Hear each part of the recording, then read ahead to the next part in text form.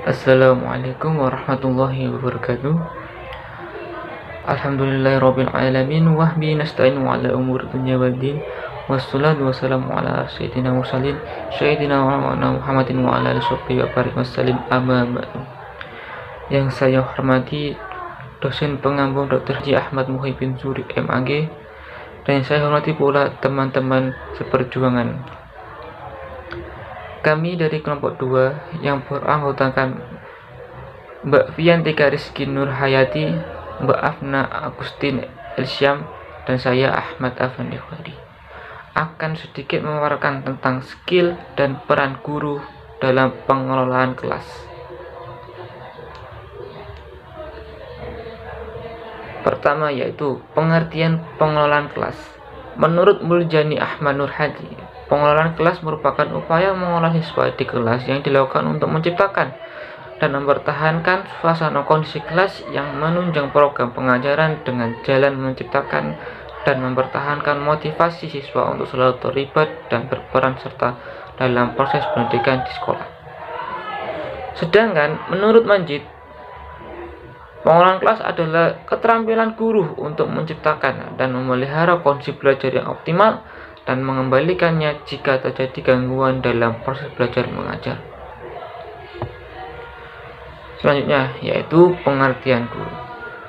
Guru adalah tenaga pendidik yang profesional, harus membuat perencanaan dan pelaksanaan pembelajaran sehingga tujuan pembelajaran dapat tercapai sesuai dengan standar kurikulum yang ada di dalam proses pembelajaran. Guru merupakan titik tolak ukuran tercapainya tujuan pembelajaran.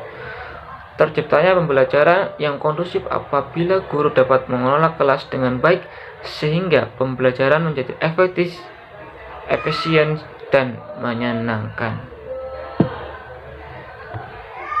Selanjutnya yaitu peran guru dalam pengelolaan kelas yang akan disampaikan oleh teman kami berikutnya. Peran guru dalam pengelolaan kelas. Dunia pendidikan tidak bisa lepas dari apa yang dinamakan dengan keprofesional guru. Agar tujuan pendidikan dapat diraih sebagaimana yang diharapkan, baik dalam hal psikologis anak. Dilihat dari sudut pandang yang spesifik, pengelolaan kelas yang baik merupakan tuntunan yang mampu harus dipenuhi oleh seorang guru. Peran guru dalam mengelola kelas dirumuskan dalam 4 bagian yang merupakan kemampuan dasar bagi seorang guru yang meliputi bahan pembelajaran, pengelolaan program pembelajaran, menggunakan media, serta menilai prestasi anak. Peran guru dalam pengelolaan kelas dapat dibagi menjadi 4. Yang pertama yaitu bahan pembelajaran. Sebelum seorang guru tampil di depan kelas, terlebih dahulu harus menguasai bahan yang dikontrakan sekaligus bahan yang dapat mendukung jalannya proses pembelajaran. Dalam hal ini yang dimaksud menguasai bahan bagi guru mengandung 2 lingkup penguasaan materi, yaitu menguasai bahan bidang studi dalam kurikulum sekolah dan menguasai bahan yang akan disajikan. Yang kedua yaitu mengelola program. Guru yang kompeten harus mampu mengelola program pembelajaran dengan baik. Dalam hal ini ada beberapa langkah yang harus ditempuh, antara lain yang pertama yaitu merumuskan tujuan instruksional pembelajaran, dan yang kedua mengenal dapat merumuskan proses institusional yang tepat. Yang ketiga melakukan proses pembelajaran, dan yang keempat mengenal kemampuan anak didik, dan yang terakhir merencanakan dalam melaksanakan remedial. Program pembelajaran merupakan dasar dan sarana pendukung bagi guru dalam melakukan kegiatan interaksi pembelajaran di sekolah, di mana seorang guru dituntut untuk bisa menguasai keadaan anak didik, karena tidak semua anak didik bisa diam dikala seorang guru sedang menyampaikan materi pembelajaran, sehingga guru harus betul-betul dalam menguasai keadaan anak. Yang ketiga yaitu menggunakan media atau sumber belajar. Menggunakan media atau sumber belajar ada beberapa langkah yang perlu diperhatikan oleh guru antara lain yang pertama yaitu mengenal, memilih, dan menggunakan suatu media. Yang kedua, alat bantu dalam pembelajaran yang sederhana agar mudah didapat dan tidak menimbulkan penafsiran yang berbeda. Yang ketiga, menggunakan buku sumber yang diperlukan lebih dari satu serta ditambah buku lain yang dapat menunjang. Dan yang terakhir yaitu menggunakan fasilitas perpustakaan dalam proses pembelajaran, baik yang berhubungan dengan langsung seperti buku panduan atau tidak langsung seperti gambar-gambar yang dibutuhkan dalam praktik belajar. Yang terakhir yaitu menilai prestasi anak. Setiap anak pada dasarnya memiliki perbedaan antara satu dengan yang lain. Perbedaan semacam ini dapat membawa akibat perbedaan-perbedaan pada kegiatan yang lain, seperti perbedaan dalam hal belajar. Persoalan ini perlu diperhatikan oleh seorang guru, karena dengan itu berarti guru dapat mengambil tindakan-tindakan instruktusional yang lebih tepat dan memadai. Poin yang selanjutnya yang saya akan jelaskan yaitu tentang permasalahan dan cara penyelesaian dalam pengelolaan kelas. Permasalahan yang terjadi dalam pengelolaan kelas menurut Muhammad Entang dan Tuan Rakajoni, masalah pengelolaan kelas dibagi menjadi dua kategori masalah. Yang pertama yaitu kategori masalah individual, yang kedua yaitu kategori masalah kelompok.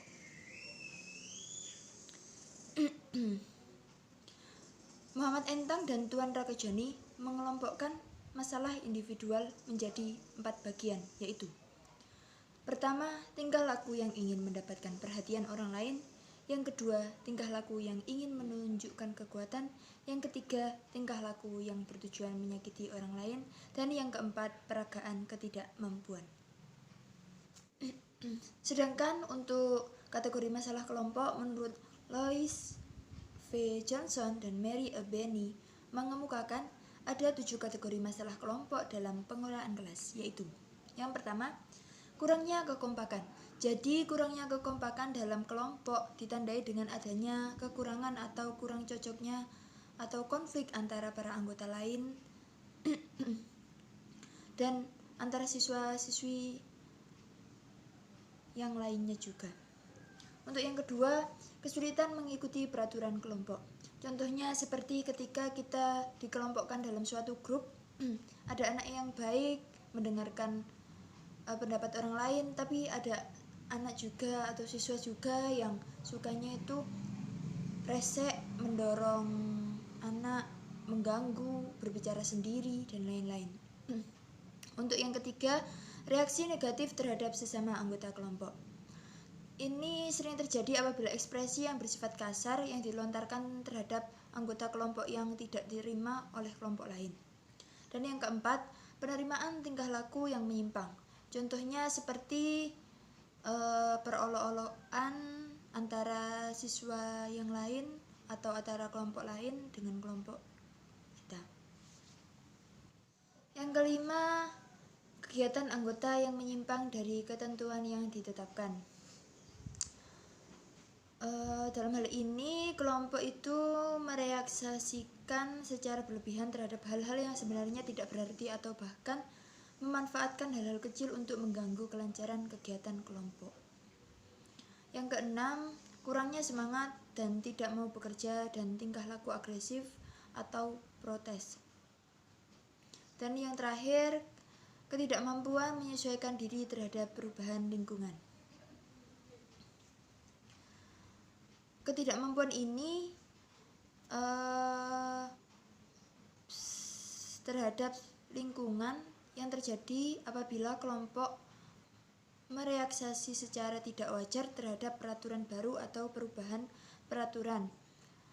Pengertian keanggotaan kelompok, perubahan peraturan, pengertian keanggotaan kelompok, perubahan jadwal kegiatan, pergantian guru, dan lain sebagainya. Dan yang bab terakhir yaitu cara penyelesaian prinsip-prinsip dalam pengelolaan kelas. Ada 6 pendekatan yang dapat dilakukan dalam penyelesaian pengelolaan kelas, yaitu diantaranya sebagai berikut. Yang pertama, pendekatan kekuasaan. Pendekatan ini yaitu proses untuk mengontrol tingkah laku anak didik. Sedangkan peran guru di sini adalah menciptakan dan mempertahankan situasi disiplin dalam situasi kelas. Yang kedua, pendekatan ancaman. Proses ini mengontrol tingkah laku anak didik, tetapi dalam mengontrol tingkah laku anak didik dilakukan dengan cara memberikan ancaman atau dengan bahasa yang baik, seperti misalnya melarang. Dan untuk yang ketiga yaitu tentang pendekatan kebebasan. Hal ini menjadikan suatu proses untuk membantu anak didik agar merasa bebas untuk mengerjakan sesuatu kapan saja, di mana saja.